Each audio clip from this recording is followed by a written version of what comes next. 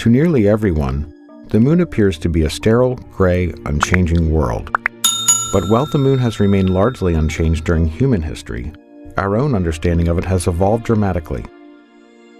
Thanks to new observations, we now have not only unprecedented views of its surface, but a whole new tour of the Moon that shows how both it and other rocky planets in our solar system have been shaped over billions of years. We'll start with one of the largest impacts, Oriental Basin, a feature that's as wide as the distance from New York City to Cincinnati.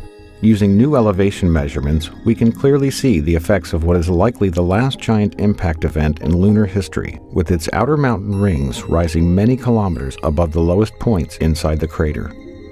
The interiors of some craters in the Moon's polar regions, like Shackleton, haven't seen sunlight in over 2 billion years.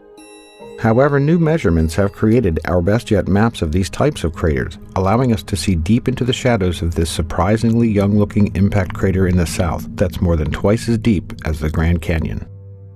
Some impacts are invisible for other reasons. Although the ancient South Pole Aitken Basin is difficult to see from orbit because it is so large, new LRO topography maps reveal the largest impact basin in the Earth-Moon system, measuring several kilometers in depth and around 2,500 kilometers in diameter. Only the Hellas Basin on Mars rivals it in size. One of the youngest large-scale impacts on the Moon is the Tycho crater. This fresh crater may have formed only 108 million years ago, when dinosaurs roamed the Earth. We now also have an extreme close-up view of the crater's central peak, revealing a mountain with sharp edges, building-sized rocks, and a central boulder about the size of a baseball stadium. The Aristarchus Plateau is another recent lunar formation that has long interested scientists and astronomers. The crater itself formed in the same era as the Tycho crater, and what appear to be snaking river valleys were actually carved by ancient lava flows. Next, we arrive at Mare Serenetatis on the near side of the Moon. In December of 1972, the crew of Apollo 17 landed in the Taurus LITTROW Valley, marking the last time humans have visited the surface of the Moon.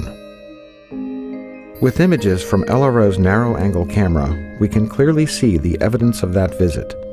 In this image, you can easily see the base of the lunar lander, along with the lunar rover, parked far from the blastoff zone.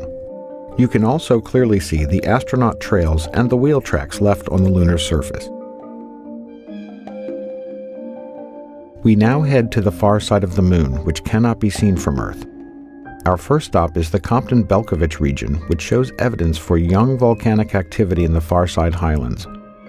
This feature is unique not only because it is isolated from other volcanoes in the area, but also because it is located nowhere near the MARE, where volcanoes are usually found. Also, on the far side, we find the Jackson crater, which, like the Tycho crater on the near side, has an extensive and complex ray system. In fact, this crater is often considered to be like a twin to Tycho. Finally, the Tsiolkovsky crater stands out as an excellent example of a far-side crater filled with a sea of ancient lava, known as a mare. It is particularly interesting to scientists and other observers because of its isolation from other similar craters, as well as its beautiful central peak. As we continue to study the Moon, our understanding of it improves, giving us new insights not only into how it has evolved over time, but also how other rocky planets in our solar system have come to look the way they do.